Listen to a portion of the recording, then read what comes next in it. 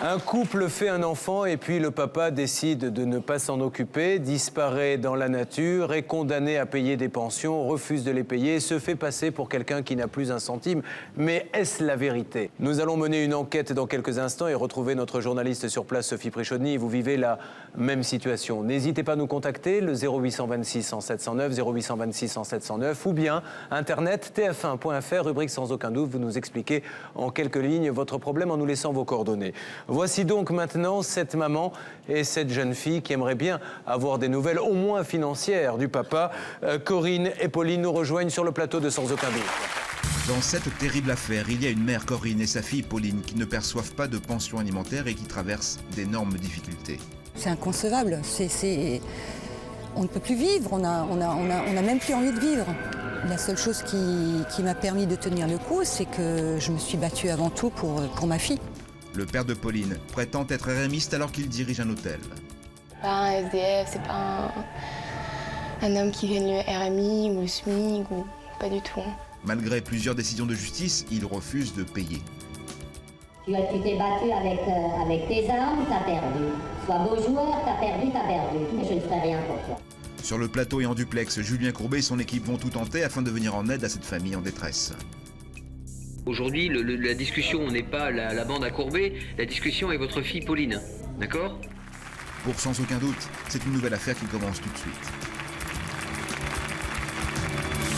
Bonsoir Corinne. Bonsoir Pauline. Merci toutes les deux d'être là sur le plateau de Sans aucun doute. Qu'attendez-vous de cette émission, madame? Ce que j'attends de cette émission, c'est dans un premier temps essayer d'obtenir donc les pensions alimentaires de 2000 et de 2001, suivi de tous les dommages et intérêts qu'il me doit depuis 1993 jusqu'à 2000, qui représente à peu près 16 500 francs, que je n'ai jamais obtenu. Ou alors, grâce à cette émission, de pouvoir réouvrir une enquête auprès de la Cour d'appel pour que celle-ci puisse revenir sur sa décision qu'elle a rendue en mars 2006. Alors, nos amis téléspectateurs le comprendront dans quelques instants grâce à l'enquête menée par Sophie Prichonny, car effectivement, la justice vous a donné raison X fois, on va dire. Et puis tout d'un coup, c'est-à-dire que lui disait « je n'avais pas d'argent » et le juge disait « oui, vous en aviez, donc vous payez ». Puis une deuxième fois « je n'ai pas d'argent », vous en avez toujours, vous payez. Puis on ne sait pas pourquoi, au bout de X décisions, on a décidé qu'effectivement, il n'avait pas d'argent. Mais notre enquête prouvera peut-être le contraire, nous en saurons plus dans quelques instants. Pauline, vous voyez votre père régulièrement? Non, non. Vous ne l'avez pas vu depuis combien de temps? Je suis allée le voir vendredi et ça faisait la 3e fois que je le vois. Vous ne l'avez vu que 3 fois en 18 ans? Ouais. Et cette année-là. Mais dans quel cadre l'avez-vous rencontré? C'est vous qui avez décidé d'aller le voir? Ouais, parce que j'avais besoin d'avoir une image sur un nom, peut-être. Vous avez monté un petit stratagème, un scénario pour arriver à le voir? Voilà, ouais, exactement. Qu'est-ce que vous avez fait exactement? Je me suis présentée à son hôtel en tant qu'une jeune fille qui cherche un stage. Et j'ai donc demandé à voir le directeur. Et c'est ce monsieur qui est venu, quoi. Donc directeur de l'hôtel? Ouais. Pour quelqu'un qui n'a pas de revenus et Ouais. qui serait censé être RMI, c'est quand même difficile à admettre ça. Vous n'avez jamais eu envie de prendre votre téléphone et de lui dire « je suis quand même ta fille » Pour moi, c'est rien. C'est Moi, un c'est étranger dans votre vie? Ouais. Bon, nous allons, avant de voir le reportage et avant, bien sûr, de faire tout pour essayer d'aider cette dame et sa fille, contacter tout de suite Sophie Prichonny, notre journaliste. Sophie, m'entendez-vous? Oui, je vous entends, Julien. Donc, Sophie, vous avez passé la frontière et vous vous trouvez tout près, je pense, de cet hôtel. On est à quelques mètres de l'hôtel, on a passé la frontière, donc on se trouve actuellement en Allemagne. Alors, nous L'hôtel- procéderons en 2 temps, Sophie. Nous allons voir votre enquête, votre reportage pour bien comprendre. Et je pense qu'ensuite, dans un premier temps, il faudra vraiment vérifier, et ça, vous agirez seul, que ce monsieur est vraiment le directeur de cet hôtel. Comme ça, madame aura tous les éléments nécessaires pour pouvoir dire que ce monsieur n'a peut-être pas dit toute la vérité au moment où on lui a demandé quelle était sa situation financière. Et dans un deuxième temps, effectivement, établir un dialogue avec lui. C'est ce qu'on va essayer de démontrer, Julien. Je m'y rendrai, je demanderai à voir le gérant, on verra si on me présentera à ce moment-là. D'accord. Sophie, on vous retrouve dans quelques instants donc en duplex. Nous voyons maintenant votre enquête et nous agissons ensuite. Regardons. 12 ans que je me bats pour obtenir une pension alimentaire pour ma fille. À aucun moment, la justice n'a mis en application le verdict qu'ils ont rendu. Il y a 2 ans, Corinne témoignait déjà des problèmes qu'elle rencontrait avec son ex-compagnon. Depuis, la situation n'a cessé d'empirer. Cet homme aurait réussi, selon elle, à tromper la justice. Fausses déclarations, mensonges, tricheries. Aujourd'hui, pour Corinne et sa fille, le combat continue. 13 ans de combat, c'est 13 ans de ma vie, je dirais oui, 13 ans de ma vie que j'ai perdu. C'est pas un SDF, c'est pas un homme qui gagne le RMI ou le SMIC, ou pas du tout. Non. Ce que je cherche, c'est prouver qu'il ment. Tu t'es battu avec tes armes, t'as perdu. Sois beau joueur, t'as perdu, mais je ne ferai rien pour toi. Tout l'argent que j'avais réussi à mettre de côté là, est parti en fumée. Retour 18 ans en arrière. Corinne pense trouver l'homme idéal, nous l'appellerons Hervé. De leur union naît Pauline. Mais quelques mois plus tard, Corinne découvre chez cet homme un autre aspect de sa personnalité, une face cachée qu'elle ne soupçonnait pas. J'ai été prévenue par des courriers, on va dire, sur une durée de 6 mois, qu'il y avait pour plus de 15 000 francs de PV à payer, par exemple, les PV qui me cachaient. Des PV, mais aussi des crédits, des achats de voitures, tous auraient été souscrits par Hervé à l'insu de Corinne. À cette époque, il quitte femme et enfants pour se livrer, selon elle, à sa passion, son vice, le casino. C'est moi qui lui ai dit tu es le père de Pauline, quoi qu'il arrive, quoi qu'il advienne, je veux que tu assumes tes responsabilités de père. Hervé délaisse totalement sa fille. En 18 ans, il ne la verra qu'une fois. Corinne se retrouve sans argent avec un bébé à élever seule. Elle demande alors une pension alimentaire et l'obtient en 93. Hervé doit verser 210 € par mois, mais il fait appel. Il prenait qu'il attendait le RMI et qu'il voulait prouver par tous les moyens que c'était le pauvre personnage qui ne pouvait absolument pas verser une pension alimentaire. En réalité, cet homme aurait caché la vérité.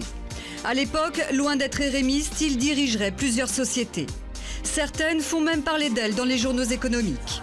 Devant ces preuves, la justice le condamne une nouvelle fois à verser une pension. Et pourtant... De 93 à 94, il m'avait versé en fait une somme de 1 500 francs, donc qui représentait un tout petit peu plus d'une pension, quoi.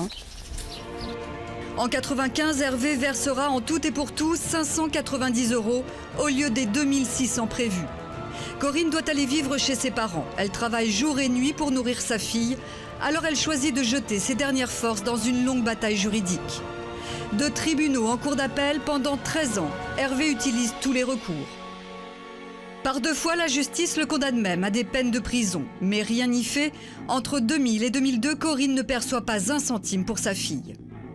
C'est inconcevable. On ne peut plus vivre. On n'a même plus envie de vivre.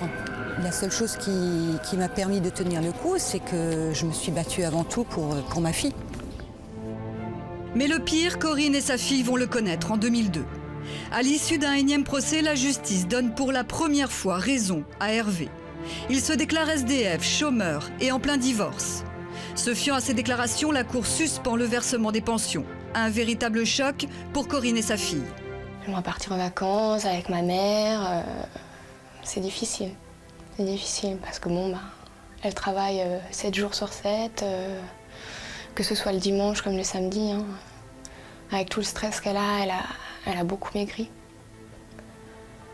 Elle fume beaucoup, elle mange presque rien. Ouais. Elle aimerait que ça change, quoi. Parce que moi, je pense que voir sa mère pleurer, c'est pas évident.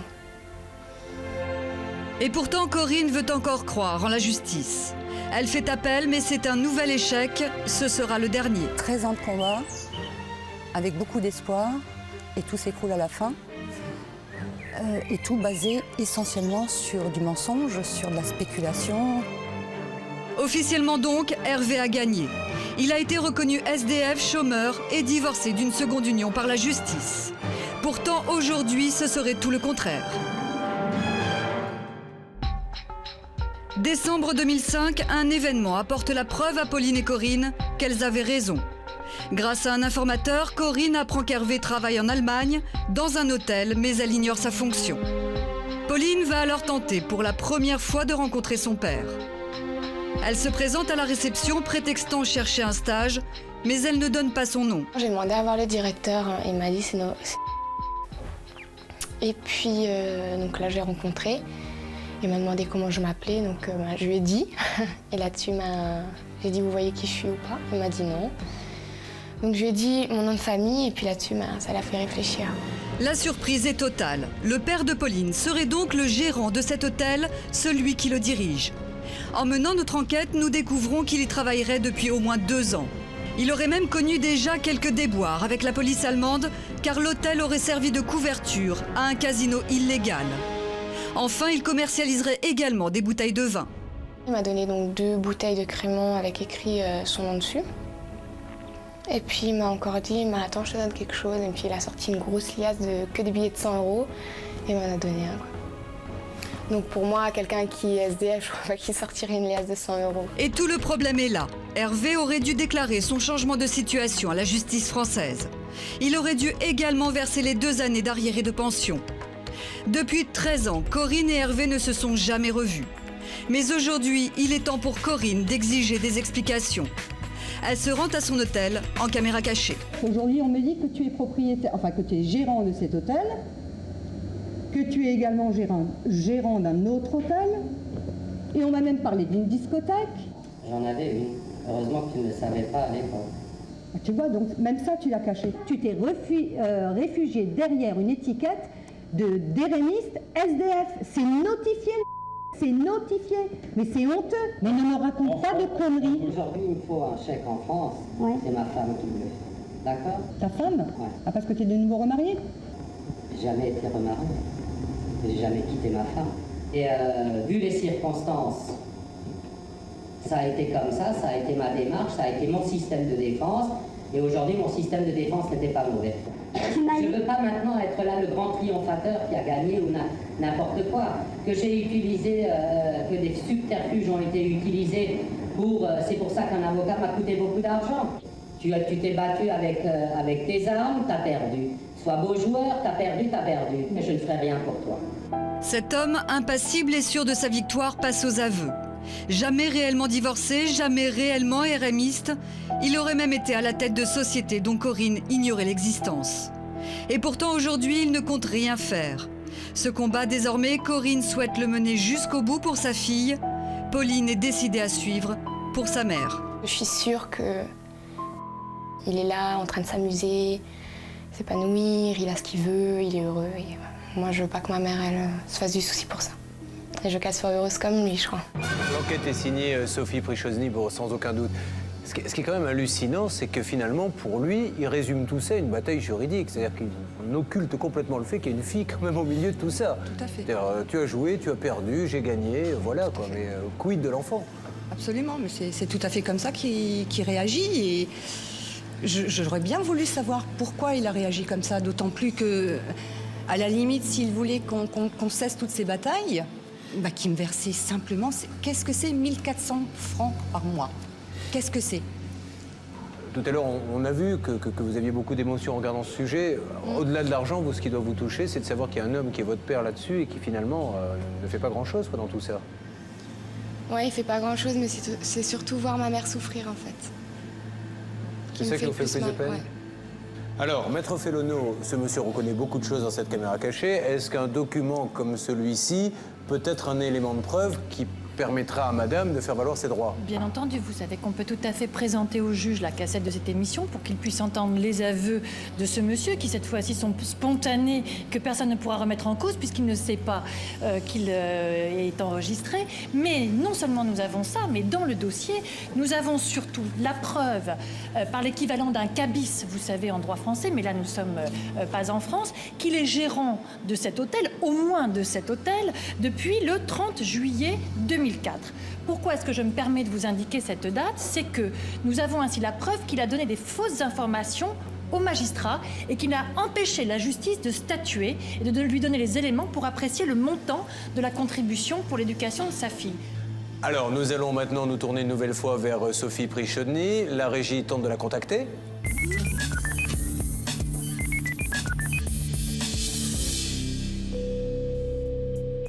Sophie, m'entendez-vous? Oui, je vous entends, Julien. Bien, nous venons donc de voir votre enquête, Sophie. Donc, dans un premier temps, ce qu'il serait bon, bien que je reconnais que dans la caméra cachée que vous nous avez présentée, ce monsieur avoue beaucoup de choses, avoir vraiment la certitude qu'aujourd'hui, il est le gérant d'un hôtel. Et dans un deuxième temps, arriver à avoir un dialogue avec ce monsieur. Alors, je rentre.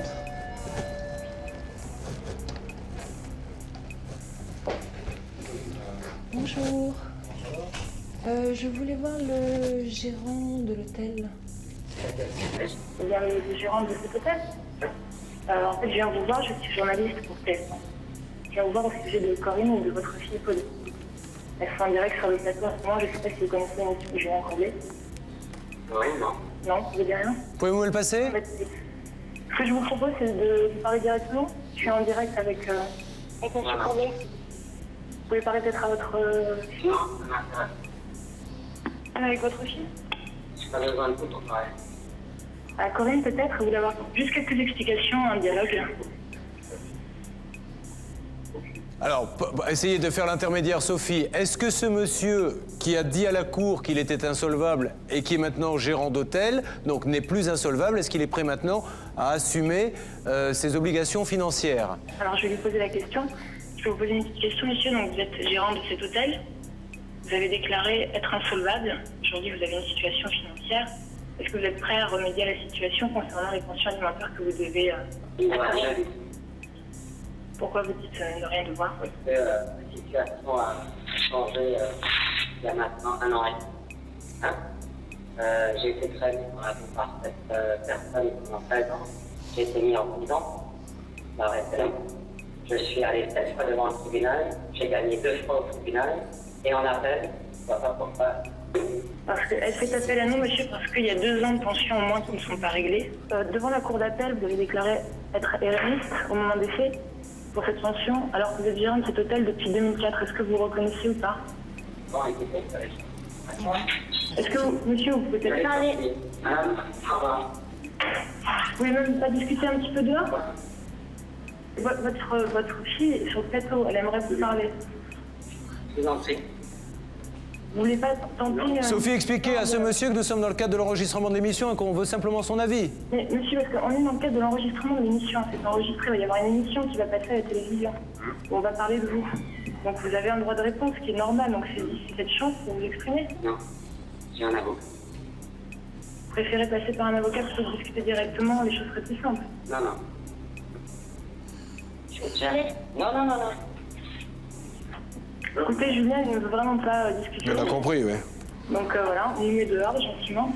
L'émission va être diffusée sans votre parole, sans votre avis, sans ce que vous avez à dire. D'accord. Votre situation professionnelle a changé, monsieur. Oui, j'ai déclaré que pour l'avenir de ma fille, j'étais prêt à envisager toutes sortes de choses, si c'est pour le bien de sa fille, mais pas pour la paranoïa. Donc pour votre fille, vous êtes prêt à faire quelque chose? Évidemment. Alors, soyez gentil, j'ai un rendez-vous. Mais monsieur, si vous êtes prêt à faire quelque chose pour votre fille, c'est l'occasion. Je l'ai dit, alors qu'est-ce que vous êtes prêt à faire? Dites-le-nous. Sinon, ça va continuer en justice, monsieur. C'est dommage. Nous fermons la porte au nez, Julien. Bon. Alors, nous allons quand même une nouvelle fois essayer de joindre ce monsieur sur un téléphone, quitte à lui laisser un message pour que l'on soit bien sûr qu'il nous ait tout dit et qu'il ne puisse pas par la suite nous reprocher de ne pas lui avoir laissé la parole, bien que nous ayons été très clairs. C'est parti, la régie fait le numéro.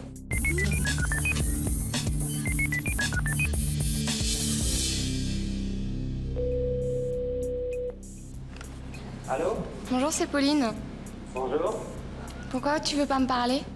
La discussion tourne en rond, le père de Pauline se perd dans des explications trop floues à notre goût.